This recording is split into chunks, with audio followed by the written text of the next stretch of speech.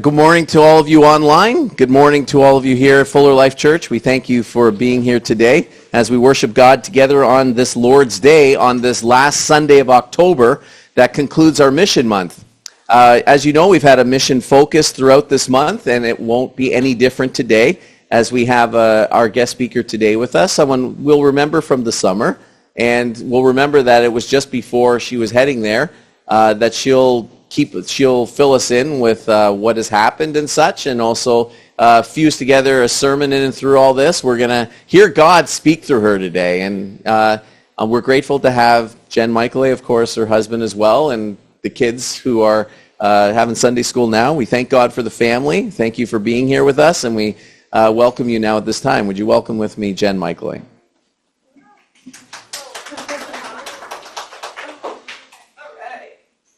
You want to hold it? You want to stand? Sure. Well, hello. I returned. Were you all sure that I was going to return? Mostly, right? We were pretty sure that I was going to go. It's neat to be able to kind of come full circle a little bit here, since it was the Sunday before I left that I was with you guys. I think I left, on Wednesday morning, and I was here on Sunday. So just to kind of continue that update of, you might have remembered, my son was with me because my other daughters were sick. Claire had pneumonia. The next day, we took Claire to the doctor, and they were like, she has to be admitted to the hospital. So Monday night, Claire was admitted to the hospital because her oxygen levels were too low. They didn't like her oxygen. I'm like, but I'm leaving for South Sudan tomorrow night. Like, what do you mean we're staying at the hospital? And they're like, it's okay, her levels will be fine. So Monday night, I sleep on the most uncomfortable pull-out little bed in the hospital with Claire. Murray's home with the other two kids. The next day, Claire wants Murray to come, which is great because I'm not ready to go yet, right? Like, there's still things that I have to go by, and there's still stuff to do. So Murray went to the hospital. My mom came to my house, and I was able to go run these errands. But in the thick of that, Claire had this breathing episode that the doctor was like, oh no, things are changed now. She can't go to the hospital. She can't come home today. And I was like, but I'm leaving tonight to go to South Sudan. And so then, all of a sudden there's a concern on my heart, like, how sick is Claire, right? Do I need to stay instead of go to South Sudan? Is that something that needs to happen because my daughter's in the hospital and I'm about to be, 24 hours of traveling away from her?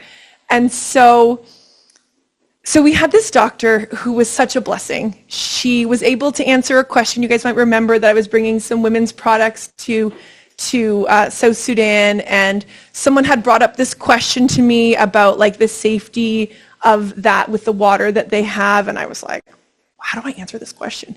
Anyways, this doctor that we had, a female doctor who was probably my age, had 4 children, and I was like, I'm going to South Sudan. And she's like, why are you going to South Sudan? So I was telling her about why I was going to South Sudan. And she's like, I used to work in labor and delivery in Africa. And I was like, what? I have a question for you. She was able to answer my question, tell me that this was safe. And I was like, thank you, Lord, that this woman, like, you put this woman in this place for me to feel safe about this product we were bringing to the women. And the other piece, I think, was she just understood my heart as a mom, as someone who's traveled to Africa and knows kind of the impact and importance of serving and helping over there. She didn't reveal herself as a Christian, but certainly would have a tender heart to be, to go and do that work in Africa for a while. And so Murray and I were trying to decide, is this safe for me even to go anymore? And the doctor I've never spoken to doctors so much, right? Like, they hardly give you any time in the hospital. This doctor was like, tell me if you need me to call you. Yes, call me. She talked to me for 20 minutes and, said, Claire's doing fine. There's no reason to think anything's going to go wrong. We just need to figure out a couple of things. She's fine. So with that information, Marie and I both separately prayed about it and, just asked God if this was a temptation, which is when I messaged our contact in South Sudan, James, he goes, "This is a temptation from Satan." And I was like, whew, and it felt like a bit of a spiritual attack, right? Like, what are the odds? My daughter's never been in the hospital before. It felt so strange to have this happen, right? So it felt like a bit of a Satan. I mean, what other reason would I stay home, right? Like, there's very few reasons that I would stay home, but my child being sick. And so this doctor was able to give us an assurance that she was fine. Marie and I both took some time to pray about that. Both separately felt like God was saying it was safe to go. And then later that evening when I went to visit Claire, it was not simple, but the doctor called me again and was like, "Listen, you can go on this trip. Like, it is fine for you to go. She is fine." And we thought, okay, I'm flying from Toronto to New York, and I'd have a little bit more time if anything changed between then and when I was leaving New York, that we could, had a little bit of an escape route because we weren't that far away at that point. But Claire was out of the hospital, I think, the day after that, and Marie got to send me a little picture of them eating ice cream. Our family and friends kind of rallied together just to help and support, because then we have 3 kids, they had to go other places, right? The other kids while Marie was at the hospital. But wow, like it felt like a crazy start to this trip, and it certainly felt that God had some powerful things to do. As much as I don't ever want to face, such decisions, it wasn't an easy decision to make, and having my daughter sick is, you just don't like it when your kids are sick or when they're sick enough to need to be at the hospital. But it always makes me a little happy when Satan, when something goes wrong before something that you're doing for the Lord, right? We often feel that, and we're like, okay, Satan's not happy about this. He doesn't want me to be here, which is empowering in a lot of ways, right? It's like, okay, let's see what God's going to do through this opportunity. So I feel like you guys deserve that since that part of the story, because you remembered my daughter being sick with pneumonia and praying for her before we left. So she is perfectly fine from it. She's healthy. I was able to talk her through that I needed to go. And as she gets older, I think even give her more of that spiritual understanding of what I felt was happening as well. She doesn't, not quite maybe there to understand that yet, but I think that's something that we'll be able to do later.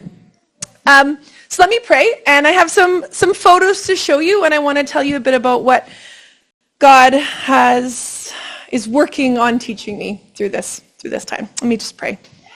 God, we thank you for this morning. We thank you that Fuller Life Church invited me to come back to speak about this time that we had in South Sudan.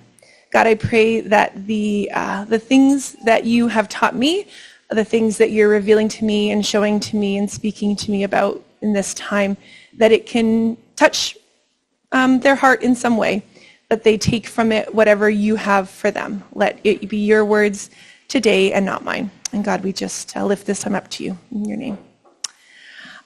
So there are some photos. I want to kind of give you a chance. Maybe you've read the update that Pastor Ian sent to you about my trip, but I'm just going to give you a little run through to either remind you or just to kind of see. So we can start flipping. I can flip through. Is this for me? Yeah. Boom. This is amazing. Turn it on. Yeah, okay. And then just press the top button. Oh, boom. Oh, okay. Uh-oh, too far. Did that wrong. Uh-oh, which button? There we go. Okay, so in case you don't even know where South Sudan is, in Africa, right? There it is. It's kind of in the middle. They call it East Africa. Obviously, it was a part of Sudan before. Now it's separated just above Uganda, Kenya, Ethiopia. It has borders against all those areas, lots of different borders. Also has no access to water, which is kind of a big deal for them. This is our team. So you can see me in the middle wearing my Lao that we got at the airport. Mimi is beside me. She works for Youth for Christ in Toronto, Youth Unlimited in Toronto. I might refer to it as Youth for Christ. Youth for Christ is like our international name. We used to use that name. It helped us with schools and just kind of that public understanding of what we did to change our name in Canada to Youth Unlimited. So we're still legally Youth for Christ. where our name is Youth Unlimited, Youth for Christ Toronto.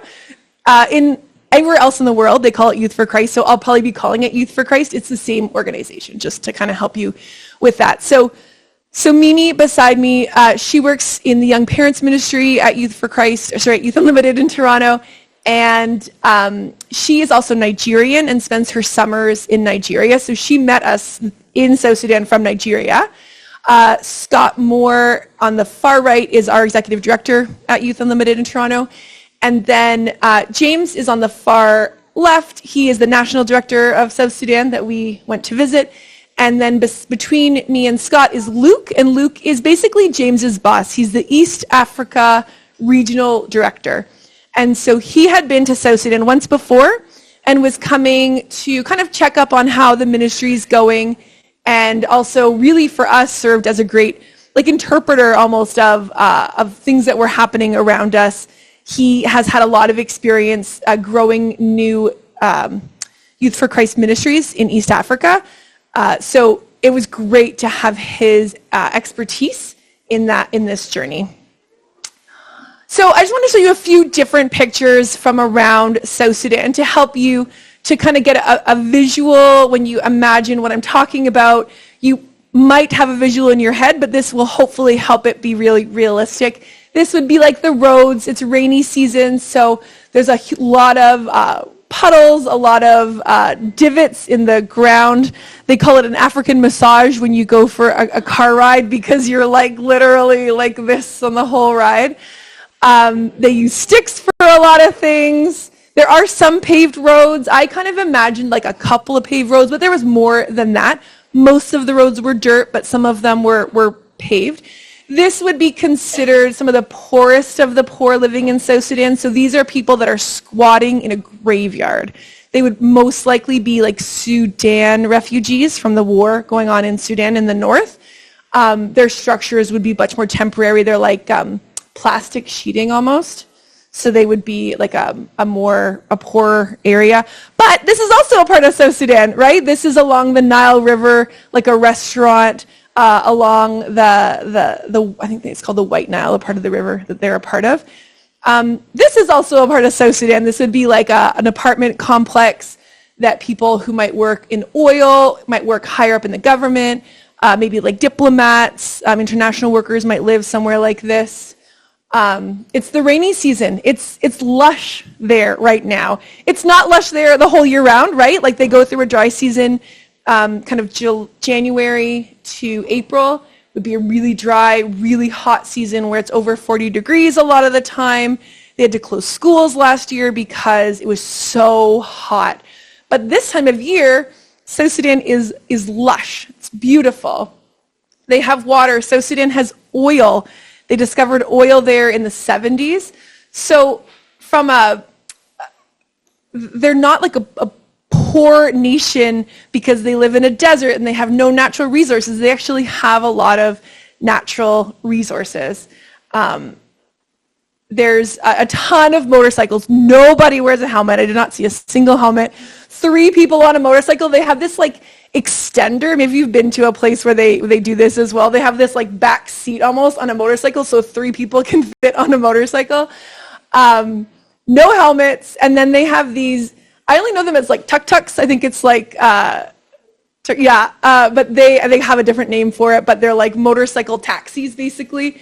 And those are very popular. Most people don't have cars, so they would use those. There were a few cars. Most of the cars that you'd see would be driven by, again, people who are working in really high-paid jobs, oil. There was a building. I should put a picture of it. I didn't. There's a building that looks like it could be in Las Vegas. It's a huge building. It was office. To me, it looked like a hotel, but it was an office building that had a light show on it every day. It's one of the oil buildings. We're like, what is that? They're like, it's oil, right? There's money in certain areas in South Sudan. And so we have this vision that it's just huts or something, but it's not. A lot of South Sudan would be. But Juba is their capital city. However, we have a gentleman on our council, so the South Sudan, the group at Youth Unlimited that is working on this partnership council with South Sudan. He is from Ghana, And when he saw these pictures, he was like, this is the capital city of South Sudan. Because as you know, any of you that have traveled, even countries that are considered poor countries or less economically developed countries have a beautiful capital city, right? I remember going to Sao Paulo, Brazil. I thought I was going to be in like the poorest place in the world. They had a mall that was way nicer than any mall I had been to. It was indoor, outdoor. It was gorgeous. We also went to slums, right? Like the poverty, it's a bigger gap in less economically developed countries. But in Juba, he was like, that isn't a capital city. Like this is like a town, really. So he was surprised at how underdeveloped Juba was. I would say I was more developed and less developed than I kind of expected in different ways. So James has bought a property that's outside the city. This is a very common idea in when they're working in building African Youth for Christ, is buying just outside the city. The property is much cheaper, and the city is rapidly growing. And so they said within 5, maybe 10 years, this will be a part of this city, and they will have this youth center. They're going to build a youth center and a school on it in the time to come, and it will be a part of the city. I mean, it was a long way for us to get to this, but the city does move. And Luke, the East Africa director, he showed us pictures of like other capital cities that they had done this in. This is where our youth center is. This used to be outside of the city, but now it is well within the city proper. So this is a really exciting idea. There's no school in the area. So we kind of looked over the countryside, which would be more huts, a lot of mud buildings. And these kids don't go to school. So South Sudan, I can't remember if I shared these stats with you last time, but it has the lowest literacy rate in the world, right? I think in the teens, I think for the teenagers, it's about 40% literacy rate. I think overall it's something terrible, like 26 or something. Like it's really low. And a part of that is access to schools. There's not enough schools. And then school costs money. So it's, I think, $300 US a year to go to school. The public school, which would be overcrowded and underfunded and things like that. So school is a huge issue, one that was really close to my heart while we were there. We got to pray over the land. We got to attend a final soccer game, which was madness. There was probably 1,000 people there. It got pretty heated at times. There was a fight that broke out. It was our first day, and we're like, what is happening? But it was very special to be a part of that. This was the church that we attended. This was a church that James would have attended when he first got to South Sudan. James and his wife and his kids came to this service with us. But to show you the many languages that they speak in South Sudan, his wife didn't understand this service because it's a different language than she speaks. So her husband speaks a number of languages, but there's so many tribal dialects that their English is like the language that they do ministry in, because it's the common language. They also have Juba Arabic, but even that isn't as common. But again, English is only for people that have gone to school, right? You learn English at school. And so it's really tricky, and it's a part of one of the reasons why it's such a disjointed society, is because they can't even communicate, right? There's so many individual languages. Tribalism is a very strong part of what they do. So we got to attend church there, which was, of course, like beautiful, right? Like if you've ever worshipped in another culture, it feels like you're in heaven, right? Like you're just worshiping your heart. You don't know the words, but your heart is still worshiping with them. It was such a beautiful experience. Then we got to go to James's house for lunch, which was such a blessing. Mary is in the long striped dress there. They have 2 boys. In this picture they have 2 boys. She's pregnant with a 3rd boy who has since arrived. So Daniel is in James's arms. Ebenezer is down in the front. And then they are just a very generous family. And so there are two kids there, the boy in the tan shirt and then the girl beside Mary, above Ebenezer there, that they're orphans. Their parents have died, and James's family has just taken them in to look after them. They are able to send the older boy, David, to school. He's finishing high school. They haven't been able, but they're going to start, which is very exciting, sending the girl Sharon to school. And they're just so generous. They also have an adopted son that lives in Kenya still, that they adopted when they lived at the refugee camp, and he goes to like a boarding school in Kenya. So they, I said to James, like, it's just so inspiring how generous you are. And he said, with what little God gives us, like, we share. I was like, whew, yeah, like that's huge, and it's very much their heart. We did 2 days of training with their staff and board. That was something that James really wanted for us to do, and we are working on a covenant so instead of like a legal partnership agreement, we may need to have that at some point with money, if we're supporting specific projects, but we wanted to build the foundation of this partnership on a covenant, and so we worked on that covenant, and as like a sign of symbolic of this covenant that we're doing, we all painted 2 pictures together, and everyone signed the backs, and we each have one of those pictures that is a representation of that covenant, that mutual working together, which was kind of special. We ran this women's meeting where we were able to teach about period cups and reusable period underwear, and we're able to give that out to the women. That should be a significant thing that they can use for the next 10 years.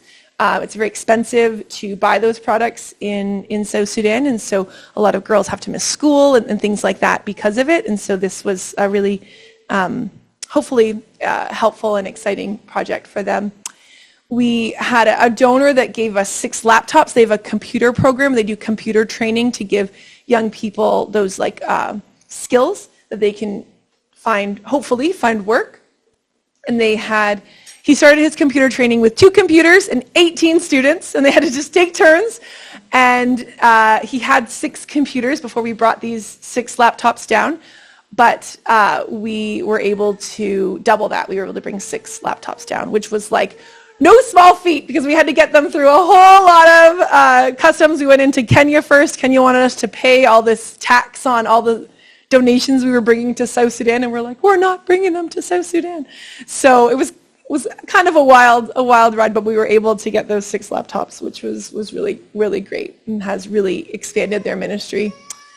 This is a picture from the airplane. We noticed, especially my executive director is a very active gentleman, and as we were driving around, we noticed this beautiful little mountain. We called it a mountain. It's not totally a mountain, but it looks kind of mountainous, in the middle of the city. And Scott was like, can we hike this mountain? And they were like, yeah, people hike it, especially the international workers.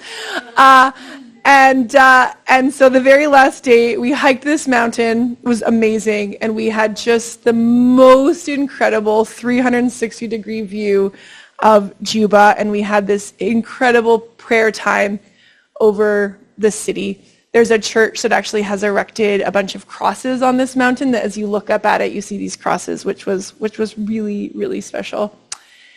And this is James and Mary, so I'm just going to leave that picture up as we talk a bit more about South Sudan and some of the things that I've been thinking about. The political situation in South Sudan right now is really terrible. As I explained to you before, they have oil, they have access to water, they have a rainy season, right? Like these are the markings of a society that should be able to do quite well for itself. Most of their exports are oil. I think it's like 95% of their GDP is oil. But the crazy thing is that there's a number of people in power that just steal, they just take from the people. And so billions over the past, they've only been a nation since 2011.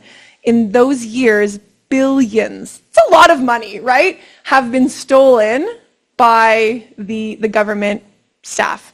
And they take that money and they literally spend it in other countries. So the infrastructure, those basic things that cities need to grow and countries need to thrive, they just don't have. There's no water, there's no city water system. There's electricity, although apparently this is common in different countries. I had never heard of this before, but electricity, you like prepay for your electricity. You get a little card, you like put it into your little box, and then you get whatever hours of electricity that you've paid for. But again, it's a different system that is not working well right now. So while we were there, I'm a little unclear of if it's changed yet or not, but while we were there, the government staff hadn't been paid. So police officers, border patrolmen, doctors, teachers, anyone working in the government had not been paid their salary for 10 months. And yet you keep working because there's no other options, right? If you leave, there's millions of people that don't have jobs. So you would be easily replaced. So you continue to do your job, but you can imagine the unrest that creates in a people. The money, the inflation of their currency. So there was a point in South Sudan's history that I should have brought it. A $1,000 pound note was worth $1. Okay, so that was, in the last few years, that would have been the exchange rate. Well, we were there, it fluctuated between 4,000 or 5,000 to $1. And yet things still cost the same. So you're buying one bottle of clean water was $1. So it's 5,000 pounds. And people aren't being paid like, they're getting paid $20 or $30 a month. Like it's not, they can't afford the stuff. Juba is a very expensive city in Africa, and their money has had crazy inflation, and it's a really tricky situation. They also had a election. The first Democratic election was scheduled for December, so in just 2 months. So while we were there, they were saying, we don't know if it's going to happen. They haven't taken a census. They don't even know who's available to vote, right? And since we've been back, they've postponed the election again for another 2 years. This government keeps pushing the election back for 2 years, constantly. I can't remember when the first one was supposed to be, but they have pushed these elections back and back and back and back, which no longer makes it a democratic nation, right? If Justin Trudeau's like, actually, we're not going to do an election, I'm just going to stay in power, right? Like, he can't do that. But in a nation like this, they can. They showed us a billboard of a big picture of a man's face, and it was like a announcement for like tuning into a funeral service. It was like listen to the radio at this point for this guy's funeral service. And they pointed at him and they're like, he worked for the government and he spoke out against the government. And there's his picture with his death announcement, right? That's not a free nation if you cannot speak out against your government.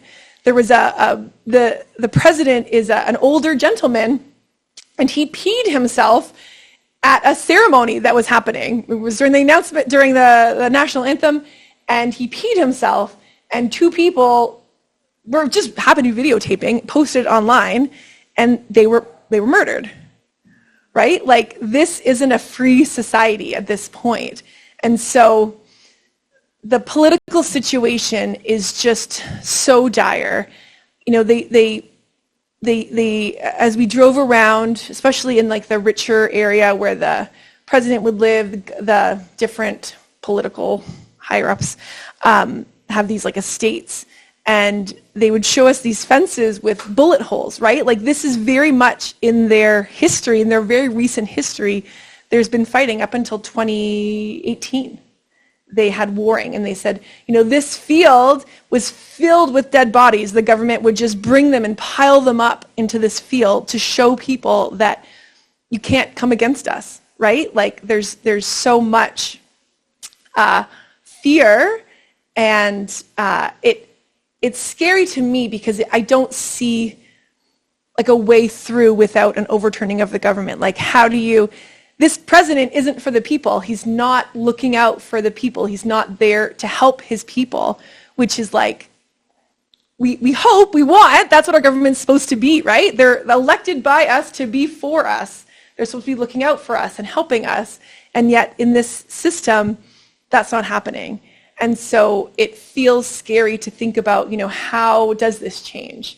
Is there any way that this government changes without there being war, more fighting? And now that we have these people that we love and care about in South Sudan, like I've certainly never had that situation before where, you hear the stats online, we hear these stories of wars and bombings, and there's so many countries that are dealing with war right now, and yet it's not very real to us most of the time because we don't necessarily know the people. We think, oh, that's terrible, but it's not personal, right? And so it's really scary for me to think about like what is to come for them. How does it get better? And yet it also seems like there's so much potential of what it can be, a nation to grow. Like there's so much that it can be, which I think is exciting, but we have to get there. So what I want to do is read one of my favorite passages from Isaiah 58. We're going to read most of Isaiah 58. We're going to go 1 to 12, I think. So if you want to hold it, I don't have it to follow along on the screen, sorry. So if you want to follow, grab your phone. Isaiah 58. We're going to start at verse 1. This is one of my, I think the imagery in this is so beautiful, so interesting. Here we go. Cry aloud, do not hold back. Lift up your voice like a trumpet, declare to my people their transgressions, to the house of Jacob their sins. Yet they seek me daily and delight to know my ways, as if they were a nation that did righteousness and did not forsake the judgment of their God. They ask me for righteous judgments. They delight to draw near to God. Why have we fasted and you see it not? Why have we humbled ourselves and you take no knowledge of it? Behold, in the day of your fast you seek your own pleasure and oppress all your workers. Behold, you fast only to quarrel and to fight and to hit with a wicked fist. Fasting like yours this day will not make your voice to be heard on high. Is such the fast that I choose, a day for a person to humble himself? Is it to bow down his head like a reed and to spread sackcloth and ashes under him? Will you call this a fast, a day acceptable to the Lord? Is not this the fast that I choose?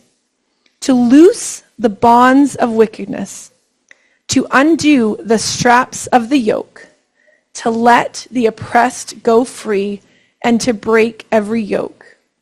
Is it not to share your bread with the hungry, and to bring the homeless poor into your house? When you see the naked, to cover him, and to not hide yourself from your own flesh? Then shall your light break forth from the dawn, and your healing shall spring up speedily. Your righteousness shall go before you, and the glory of the Lord shall be your rear guard.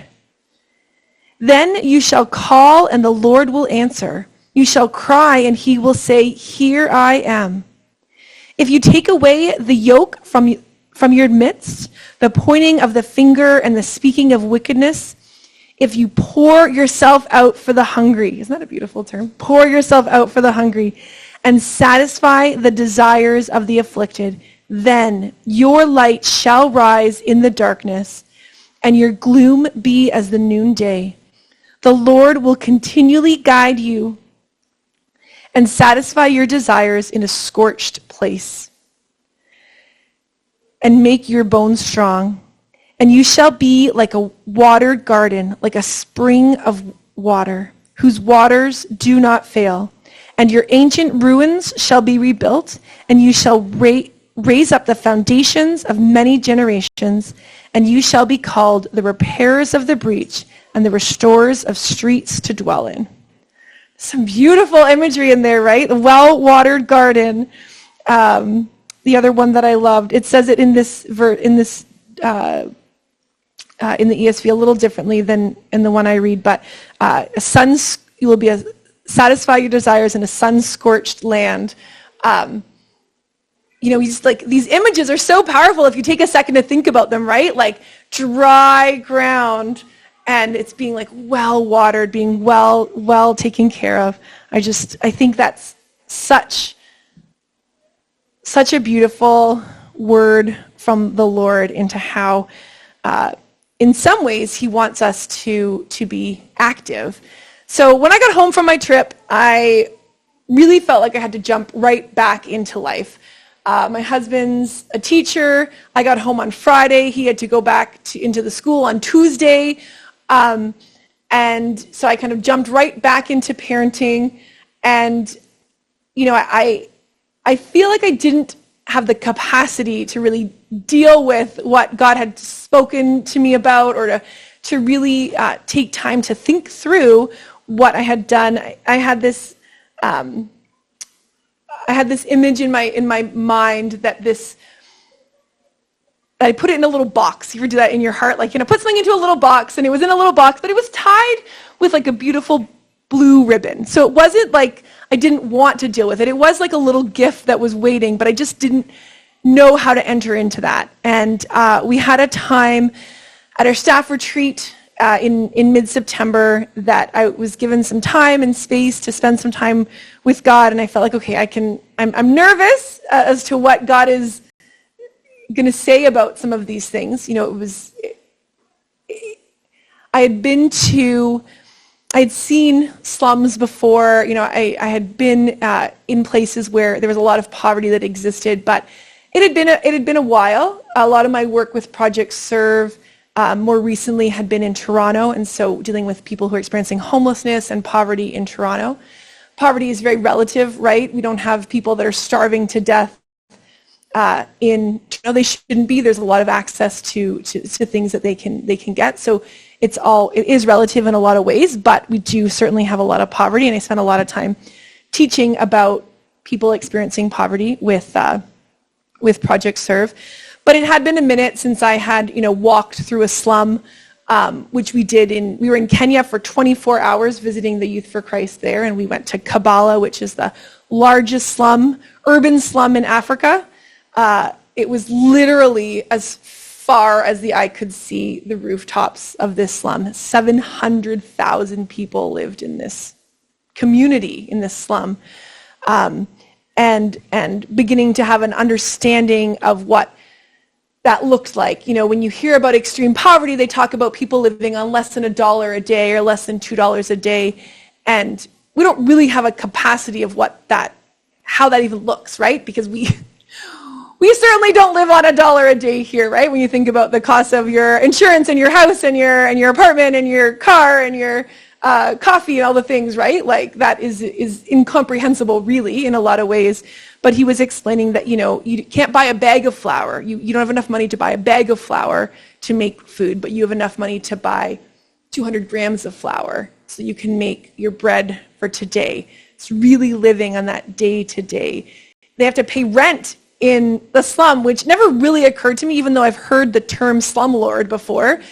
It's $10 a month to live in a slum, but that means you need to find some way to get some money to be able to even pay for your housing, which was just good for me to think through and understand. When I left South Sudan, I began to think about my theology of poverty, right? So how does God allow this to exist? Which I think is an important question that we think through. I think it's something that we all come up against in some way in our lives as we see suffering or pain. It's kind of a question of how is this allowed? And I think there's probably different answers for different elements of that question, right? But I had thought a lot about this working with Project Serve and teaching about poverty to young people and helping them kind of get an understanding of what we do with poverty that exists in the world. And what I had always felt, and I think even in my processing since returning, I think I still feel pretty strongly about this idea, was I had always felt that God allowed there to be differences in economics because it was an opportunity. So if you have something and I don't have it, the interaction of you sharing that with me and me accepting that from you is an opportunity for relationship. And I think that has to be, right now in my brain, maybe you have something different. If you have thought this through and have a different view, I would love to hear it, because I'm collecting people's opinions on this. I'm curious if you have another viewpoint. But to me, this one has made a lot of sense, and I think it's biblically backed that there's an opportunity when we can share with each other.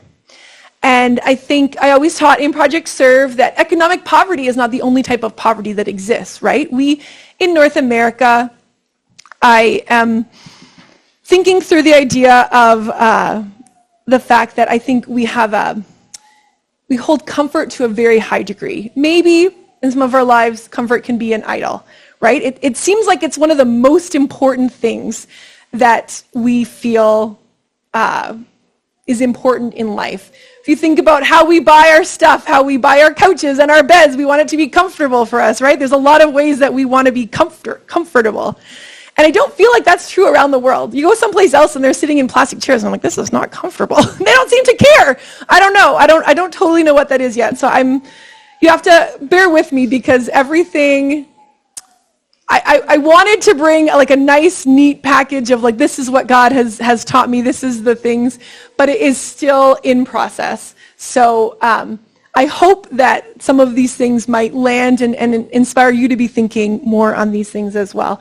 But I wonder about this idea that comfort is one of the most important things for us, that we seem to think very highly of comfort. And so that's why I think for us, economic poverty feels like the biggest, because it's not comfortable to be really poor, right? You can't buy the things that make you feel comfortable. But I do believe that economic poverty is only one of the types of poverty that exist, right? There's relational poverty that I think a lot of people in North America struggle with, especially those that would be middle class and upper class, because we don't need people in the same way, right? When you think about, making a cake at home and you've run out of eggs, and maybe there was a time in history, or again, a level of poverty that might exist, that if I don't have eggs, I would just go to my neighbor's house and see if they had an egg for me, right? It's simple, it's easy. We're connected. It's a relational opportunity. My neighbor gives me an egg. I say, thank you. How's your day going? It gives us that connection moment, right? But normally, I just go buy some more eggs because I have the money and I have the means to get to the store, and I can go to the store and get eggs. And I would solve the problem for myself, right? Instead of having that relationship moment that could exist.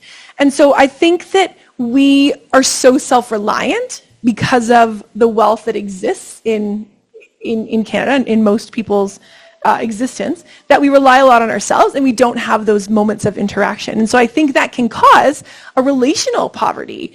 And I think, especially coming out of the pandemic, like there's so much talk of loneliness in teenagers. We feel like, what do you mean? You're going to school, you have friends, and yet there's this deep loneliness that exists, that there's that people are experiencing all through the generations. Emotional poverty, I think we can have that as well. I think that obviously there's spiritual poverty, right? There's there's so many different areas that poverty can exist, and yet we only think about financial poverty when we talk about poverty, and yet there are so many other areas. So in Project Serve, I would always, help the young people to think about what types of poverties are existing in your life, and how can you have those needs met and come together to find people that can meet your relational needs or your emotional needs or your spiritual needs, where you can find those connection pieces. But I think that this idea, as I apply it more to actual poverty, because in Project Serve, I was often trying to get them to think of something that made sense to them, which was more of the other elements. But then I spent a whole bunch of time with people who were living in deep poverty, where there was really a hand-to-mouth, a day-by-day reliance on God. And yet I still can't shake the thought that the way to fix this is by sharing our resources. And when I used to think about it more in terms of like the people who are experiencing poverty in Toronto, it feels manageable. When you think about it, people experiencing poverty around the world, it feels overwhelming in a lot of ways. I do feel that God in this time said to me at this little moment of spending time with him at the staff retreat, that he's like, you do not need to carry the burden of the poverty of South Sudan on your shoulders, right? Like, that is not my yoke to bear. Like, that is God's cross or God's yoke to bear, of course. But I do think that there is a part of this that is we're to be active in. And so we look back at these words, right? Undo the yoke, let the oppressed go free, share your bread with the hungry, bring the homeless poor into your house, pour out yourself for the hungry, satisfy the desires of the afflicted. These are like action words, right? Like, it's not just like hope that it gets better, or, it's actionable items. And I think that we are meant to be active participants in this process in some way, as God reveals himself, reveals needs, reveals opportunities, and you feel led into that moment, right? All people are not going to feel compelled for every single opportunity to give, and I think that's important, because you would give it all away, right, if that was the case. But I think that God does speak to our hearts and reveals to us the needs and the opportunities that we can be a part of, actively helping in these things. And I think if we're brave enough to ask him to show us the needs that he wants us to see and care about, then I think he will. It feels like a brave enough moment, but it's going to be a blessing, right? Like, these promises, when you do that, then, your light will shine, your light will rise in the darkness, right? Like, if you take time to envision that imagery, like the black dark of deep night, and then this light changes that, right? Like, it's so vivid, this dry, scorched land being well watered and turning into a lush green place. Like, those types of images are the promises of things that will happen when you are doing these things. So it can feel scary to pray and ask God to show you what he wants, what he wants you to do with this type of poverty or these problems that exist in the world. But it's going to be a blessing. When I came back, obviously you spend 10 days traveling. Kenya, we were in Nairobi, right? So if any of you have been to Nairobi, it is a city, right? Like, whoo, we were on a pay highway that was nicer than any pay highway I've been on. We were in the financial district. I mean, it is a city, right? But then we also saw Kabbalah, which is 800,000 people living in this huge, huge place of poverty.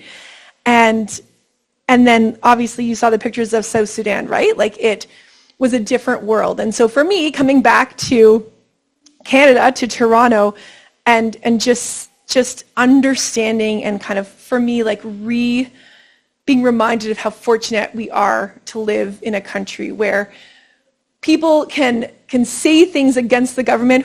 Like there has been a lot of things said throughout the pandemic against the government, right? People yelling it, literally protesting it, and putting stickers and like saying things against the government, but no one is getting murdered, right? Like we are allowed to disagree, and we're allowed to vote someone new in next time, and we're allowed to live our daily lives without fear. James was just, this was crazy. Last weekend, he had changed some money. They're going to a conference this weekend in Tanzania, which is really exciting, a training opportunity. And he was basically kidnapped by the National Guard, and they held him for no reason for a few hours. Often people don't make it out of these situations alive, because if you recognize them, if there's some reason, then they will just kill the person that they've taken. They stole the money from James that he had changed for this conference. And luckily, he has enough friends that they were allowed to call someone. And his dad is like a general in the army, which also probably really helps, because there is respect for certain things. And he was released. They didn't follow him home, so they don't know where he lives, because oftentimes they will return to your house and like ransack it after and take your stuff. And so it was, just a crazy experience where they were official government workers, and they were doing something wildly underhanded that isn't allowed, but it happened, right? And so I have this deep thought of how fortunate we are in Canada to have these places. They don't have a problem there, which is amazing that they aren't. It's not a Muslim nation. It's one of the reasons why they separated. They're considered a Christian nation, so they are able to go into schools and do ministry and things like that. So that is certainly a blessing that we can see that they have that freedom of religion in a way that we don't even have, right? Like we're certainly ministering in a post-Christian society here in Canada. But there is this place where we are quite fortunate here, that I am just kind of, I trying to understand, I was born here, God allowed me to live here now, and we have to understand that that's true, right? Like we were each born when we were born and brought to this place, and we have something from God to do with what he has allowed us to have. And so what I want to encourage you guys to do is to pray. Pray for South Sudan. Pray for the leadership to change in a peaceful way, or have a change of heart in some capacity. I don't even know how that happens, but maybe, God can change this guy's heart, right? To go from selfishly taking for himself to actually giving and returning things back to the people.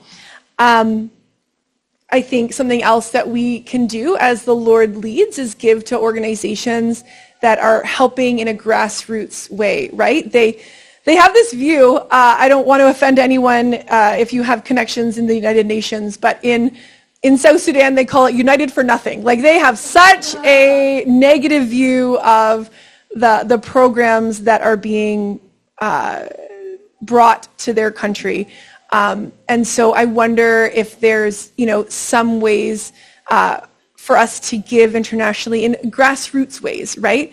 I am very excited that our family is going to pay for, her name's Susan, not Sharon, Susan, to go to school next year. And that was a need that I saw, and I was like, you know what? Like, I want this girl to go to school.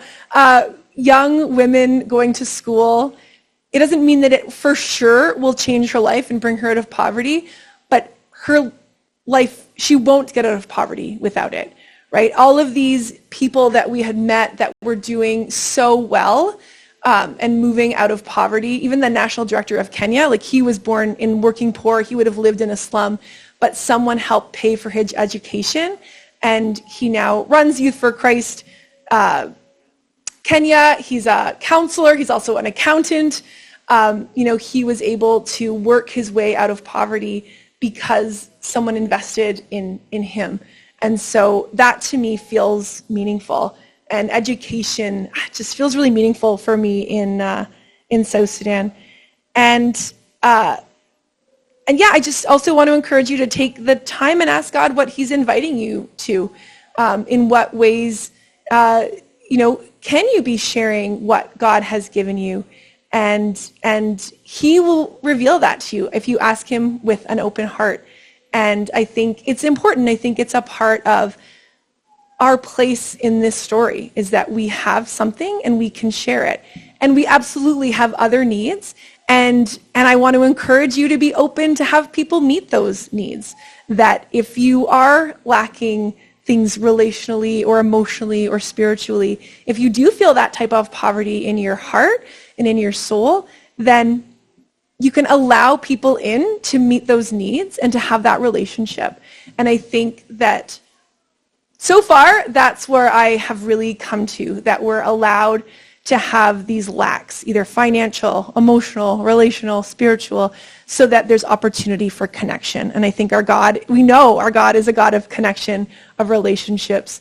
He's a triune God, right? Like he models that in every way. And so to use those needs that we have and the resources that we have to create opportunity for connection and relationship. So I want to thank you for letting me come and just share about South Sudan and what where I'm at right now. I'm sorry that it wasn't like this neat little perfectly painted picture of what God has, but it really is a process, and I feel that it was an important time for us to be there. I feel like we did we had a great opportunity to build the relationships with the people there on the team that can't happen over, WhatsApp and Zoom calls. So I feel like it was such a great opportunity for us to be there and important. And we're excited to see what God will do in this partnership. I do want to invite you, if you are interested, to receive my newsletters. You can just give me your email, or you can use my little fancy QR code, and then you can get on my mailing list. I don't send you many. There's like quarterly. If I'm trying to commit to getting out quarterly newsletter updates, just to let you know what's happening in my ministry. Also, when prayer requests come up, I would send out prayer requests to my newsletter people as well. So that's a way for you to learn more about what I'm doing and my ministry. So if it's okay, I'll pray for you, and then probably went way over what Pastor Ian asked, but I haven't really been watching the clock. I apologize. And we'll see what's next. God, we just thank you for who you are. We thank you that you are good, and we thank you that you are just as good to the people living in Kabbalah, the people living in the graveyard in South Sudan and Juba, as you are to each of us here sitting in Markham on this Sunday morning. And God, that reminds us that your goodness doesn't have to do with the finances that we have and the things that we have, but it is about who you are. It's about how you love us, how you've forgiven us, and who you're growing us to be. And so we thank you for your goodness in our lives and in our hearts. Help us to remember that. God, we ask that as those of us here maybe do take some time this week in our time with you to ask how we're being invited into this picture of the rich and the poor all around the world. We ask, Lord, that you open up our hearts to hear how we can give and how we can serve and how we can love people who are living in these poorer places around the world. God, give us opportunities to make connections and build relationships, whether it be here in Toronto or overseas. We just ask that you are a part of that relationship building and help us to know you more and more through this opportunity. God, we just ask that you go with us this week and just share your blessings with us. And we ask that you bless our friends in South Sudan and those around the world. We pray for peace in all of these countries that are just dealing with so much unrest. And God, we just ask for your hand to come upon these leaders to find peace. God, we thank you for this day, and we just pray all these things in Jesus' power.